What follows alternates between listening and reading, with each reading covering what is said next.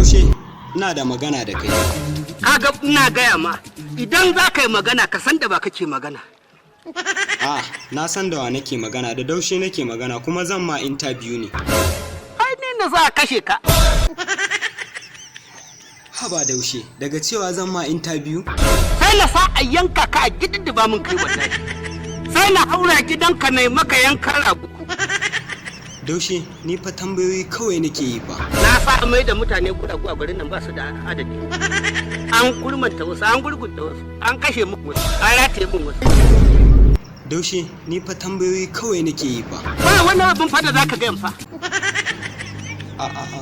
Ya haƙuri, ba zan ƙara yi ma tambaya ba.